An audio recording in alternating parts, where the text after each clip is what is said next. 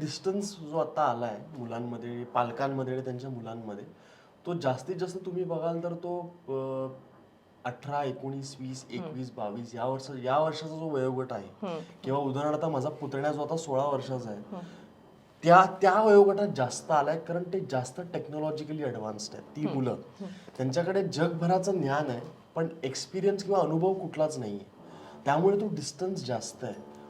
आणि इव्हन उत्तरमध्ये जर तुम्ही माझं पात्र बघाल तर ते आत्ता माझं जे वय आहे त्याच्यापेक्षा एक 4-5 वर्ष मागे आहे अजून. म्हणजे 4-5 वर्ष नाही, जास्तच मी तर म्हणेन. तो 20-21 वर्षाचा आहे त्याच्यामध्ये सुद्धा.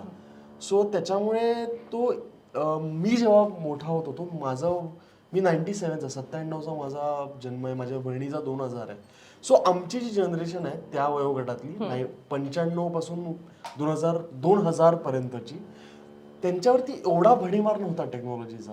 तरी तुम्ही अजून थोडे कनेक्टेड होता तुमच्या पालकांशी. नंतर असं झालं की तुमची जी अपब्रिंगिंग आहे त्याच्यामध्ये तुमच्या पालकांपेक्षा टेक्नॉलॉजी आणि मोबाईल आणि बाहेरची इन्फॉर्मेशनचा जास्त भडीमार आला. त्याच्यामुळे तुमची अपब्रिंगिंग हे टेक्नॉलॉजीने जास्त केली पालकांपेक्षा. आमच्या केसमध्ये तसं नाहीये. आमच्या केसमध्ये आमचा कॉन्फिडन्स, आमचं आधीचं नॉलेज, आमची मोरॅलिटी हे सगळं आमच्या आई वडिलांनीच दिलेलं आहे आम्हाला. सो त्यामुळे तसा डिस्टन्स नाही अजूनही आमच्यामध्ये तरी. आणि माझ्या जनरेशनच्या काही मुलांचा जरी असला तरी माझा आणि माझ्या आईचा तर नक्कीच नाहीये डिस्टन्स, इमोशनली किंवा मेंटली. फिजिकल आमचा डिस्टन्स खूप असतो, कारण ती वेगळीकडे काम करते, मी वेगळीकडे काम करतो. पण तसा डिस्टन्स नाही आमच्यामध्ये, कारण कुठेतरी मी मिलेनियल पण आहे आणि जेनझी पण आहे. स्वानंदी जरी प्रॉपर जेनझी असली, मी दोन्ही आहे. त्यामुळे तसा डिस्टन्स आमच्यामध्ये नाहीये आणि I am very grateful to her. त्यामुळे तो नाहीये. येस. चित्रपटात एक डायलॉग आहे मोबाईल वरनच, म्हणजे तो आईला तो मस्त ते हे करतो की ती आई म्हणते की अरे बोलायचंय तुझ्याशी, आणि तो तिच्या मैत्रिणीला विचारतो ना, तुझी आई तुला असंच करते का ग, त्रास देते का ग. पण आता काय झालंय ना, जरी आता कामामुळे तू बिझी असशील तरी पण आपणही आता, म्हणजे मी म्हणते की आता ज्याच्या हातात मोबाईल आहे तो मोबाईल मध्येच डोकं घालून असतो. आणि त्यामुळे बाजूला कोणी बसले तरी आपण त्याच्याशी बोलत नाही. घरातही आया जास्त असतात. एक्झॅक्टली मी मुलं कमी, म्हणजे मुलं मी एक वेळेस कमी म्हणेन, ते 50-60चा जो वयोगट आहे ना, ते कॅन्डी क्रश आणि व्हॉट्सअपवरती इतके बिझी असतात, ते इतके बिझी असतात त्याच्यामध्ये. सो मोबाईल ॲडिक्शन हा फक्त लहान मुलांचा किंवा माझ्या वयोगटातल्या मुलांचा प्रॉब्लेम राहिलेला नाहीये, तो सगळीकडे गेलेला आहे. म्हणजे आया पण आज्यांचा पण झालेला आहे, आया सोडूनच द्या, आज्यांचा पण झालेला आहे. पण तुमच्यामध्ये असं होतं हो, कधी? खूपदा होतं. म्हणजे मी असते फोनवरती, अगं मम्मी आपण बाहेर आलोय जेवायला, आपण बोलतोय काहीतरी, घरी आपल्याला पाहुणे भेटायला आले तरी ती त्याच्यावरतीच काय ना काहीतरी कोणाला काहीतरी मेसेज पाठवत असते. सो तो एक आहे आमच्यात. सो माझ्या आणि स्वानंदीपेक्षा जास्त माझी आई मोबाईल अडिक्टेड आहे. म्हणजे मी नाटक केलं होतं आजीबाई जोरात, ते आम्हा दोघांपेक्षा हिच्यासाठी जास्त होतं. हो, पण हे आहे, म्हणजे मीही कबूल करते की असं होतं अगं. आणि असं मी मुद्दामून करायचं नाही, अनाहूतपणे असं होतं, ते हात जातो. म्हणजे असं नाही की मी ऍडिक्ट आहे त्या गोष्टींच्या बाबतीमध्ये, पण तो मोबाईल असे की हात शिवशिवायला असू दे.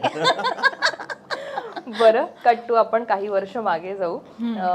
अभिनयला तुम्ही जेव्हा हळूहळू अभिनय मोठा होतोय आणि तुम्ही ज्या पद्धतीनं त्याला मोठं केलंय किंवा त्याच्याकडे ज्या पद्धतीने तुम्ही आई म्हणून पाहत असाल, तेव्हा अभिनय कसा झालाय मोठा, म्हणजे कसा वाढलाय, एक काय म्हणतात, एक माणूस म्हणून त्याच्यात बदल कसे होत गेलेत आणि कशा पद्धतीनं त्यानं तुम्हाला एक मुलगा म्हणून कायम सपोर्ट दिलाय?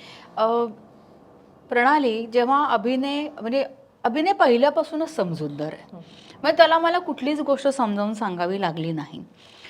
बेसिकली तो खूप इंट्रोवर्ड आहे. आता तरी तो इंटरव्ह्यूजमधून वगैरे उत्तम बोलतो, खूप हुशार आहे, एकतर वाचन चांगलं आहे, नॉलेज आहे, खूप गोष्टी तो बघत असतो, तो वाचत असतो. त्यामुळे तो ना आता तू जे सगळं बोललाय, म्हणजे हे मला सुचलंही नसतं बोलायला, पण हे त्याने त्याच्या म्हणतो ना अनुभवाने म्हण किंवा तो ज्या पद्धतीने विचार करतो स्वतःचाही आणि समोरच्यांचाही, तर हे तो स्वतः मोठा झालेला आहे. मी त्याला असं काही बोट धरून काही शिकवलेलं नाहीये. हां, एवढं नक्की आहे की त्यावेळेला आम्ही ज्या परिस्थितीमध्ये होतो त्या परिस्थितींची जाणीव ह्या दोन्ही मुलांना होती. त्यामुळे ह्या दोन्ही मुलं खूप मॅच्युअर झाली आणि अभिनय खूप लहान असतानाच मॅच्युअर झाला. त्यामुळे त्याला मला असं कुठलीच गोष्ट बसून शिकवावी लागली नाही की अरे असं कर किंवा हे असं असायला पाहिजे.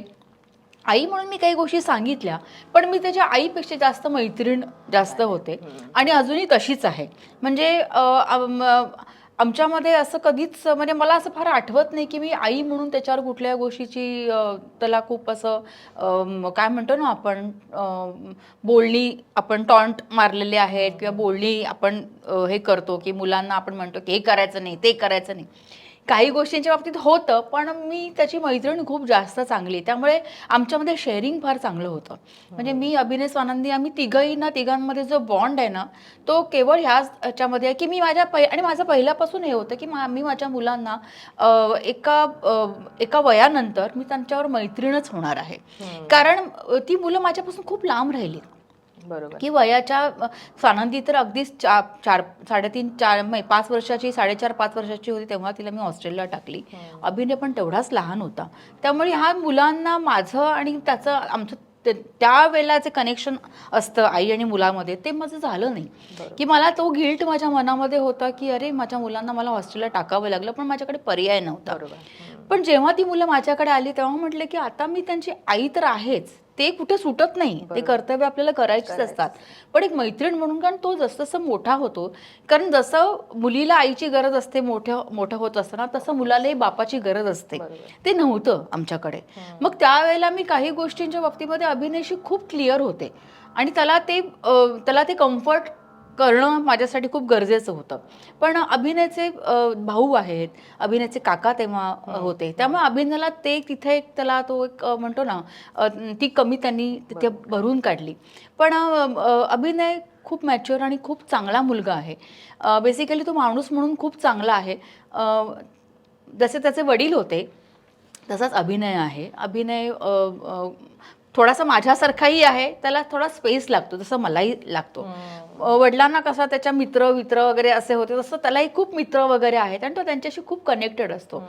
सो ना मी असं म्हणे की मला आता नीट एक्सप्रेस होता येत नाही असं म्हण, पण मला आई म्हणून अभिनयाबद्दल खूप अभिमान आहे. कारण तो ॲज अ ॲक्टर म्हणून पण असा खूप छान आता घडतो आहे. कारण तो कुठल्याही प्रकारचं शिक्षण घेऊन आलेला नव्हता. लोकांनी खूप ट्रोल केलं त्याला नेपोटिझमच्या बाबतीमध्ये पण खूप बोललं गेलं. पण लोकांना हे कळत नाही की ॲक्च्युली आम्ही ज्या पद्धतीचं आयुष्य जगत असतो ना, ते लोकांना माहीत नसतं की तिथे काय कष्ट आहे किंवा ह्या मुलांना सुद्धा कशा पद्धतीने फेस करावं लागतं. इंडस्ट्रीमध्ये पण भरपूर काही गोष्टी असतात की सगळेच तुमचं कौतुक नाही करत. जसं बाहेर करत नाही तसं इथेही करत नाही. इथे तोंडावर खूप गोड बोलणारे असतात, मागून नावं ठेवणारे असतात. ह्या सगळ्या गोष्टी अभिनयाने ना पचवून अभिनय आज माणूस म्हणून आणि एक अभिनेता म्हणून जो उभा राहिलाय ना, हे त्याचं आणि हे फक्त त्याचं म्हणतो ना त्याचं क्रेडिट आहे. ते ह्याच्यामध्ये मी काही नाही केलंय असं मला वाटतं. असू नकोस, खरं तेच सांगते मी. आहे नाही, पण हे आहे ना. अरे पण मी त्याच्यावरती नाही नाही, मला आता अभिनय तुला विचारायला आवडेल की आई जसं एक वाक्य असं म्हणाली की तो खूप वेळेच्या आधी मोठा झाला, मॅच्युअर्ड झाला. कदाचित त्यावेळेची ती परिस्थिती असेल. पण आता 2 बायका आहेत घरात आणि तू एकटा, म्हणजे ते करता पुरुष म्हणून जे असतं ना, एक ते बर्डन पण असतं बऱ्याचदा. कदाचित आपण बऱ्याचदा ते एन्जॉय करतो की मी लीड करतोय. सो ते कसं आहे तुझ्या बाबतीत? वेळेच्या आधी मोठं होणं तुला स्वतःला माणूस म्हणून किती प्रगल्भ करून गेलं किंवा किती तुला त्याचा संघर्षही कसा करावा लागला त्या पूर्ण परिस्थितीशी? पहिली गोष्ट तर एकतर या दोघींची जबाबदारी घेण्याची कोणाला गरज नाहीये, कारण त्या दोघी खूप खंबीर आहेत. पहिली गोष्ट म्हणजे स्वानंदी पण आणि मम्मी पण. तरी माझ्यावरती आहे ती जबाबदारी, सगळ्या गोष्टी आहेत, इमोशनल आहेत.